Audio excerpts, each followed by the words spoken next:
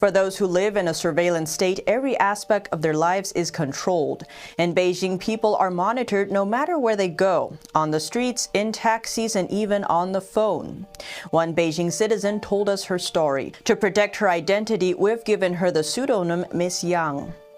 Miss Yang recently ordered a car via a ride-sharing service similar to Uber.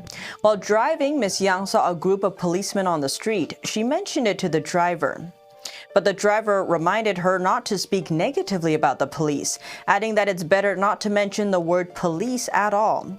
That's because everything inside the car would be recorded by video and audio surveillance. All footage is immediately sent to the authorities, who can use software to help them to identify sensitive words and improper speech.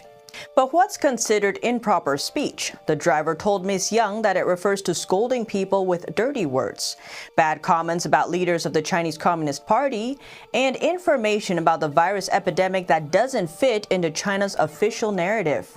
So what happens if the customer or driver crosses the line?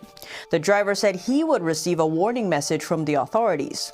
Even the choice to wear a face mask or not can be a problem. The driver told Miss Yang that she was alone in the car the other day without a mask. Then she got a message from the authorities reminding her that she must wear a mask. But where are the cameras and audio recorders located inside the car? The driver told Miss Yang that the driver's cell phone is used. It's a simple system. When a customer uses a ride-sharing app to get in contact with a driver, both of them have to accept many terms and regulations, including video and audio recording. If they refuse, they won't be granted access to the software. For months, medical teams from all over China traveled to Wuhan to offer their help. Moving stories about these people have been widely spread by Chinese media. The health workers put their lives at risk to help others. But at the same time, the Chinese Communist Party is using them to divert people's attention away from the regime's mishandling of the pandemic. CCP Propaganda Department urged official media outlets to produce warm news with positive energy. They then began to produce pandemic frontline heroic stories and stories of CCP's powerful execution. Here's one such case who was made into a figure in their propaganda stories. She shared her story with Europe-based magazine Bitter Winter. She was sent to Wuhan from another place for support as a medical staff.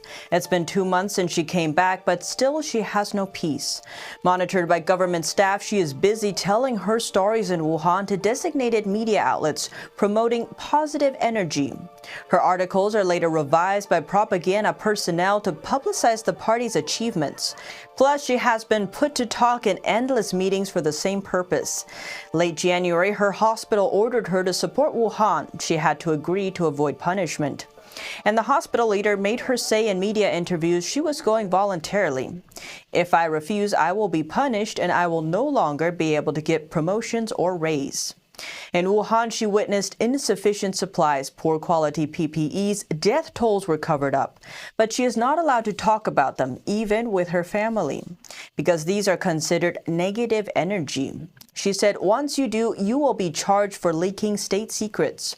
She concludes, our futures are in the hands of the government. We can only do as the CCP says to secure our future.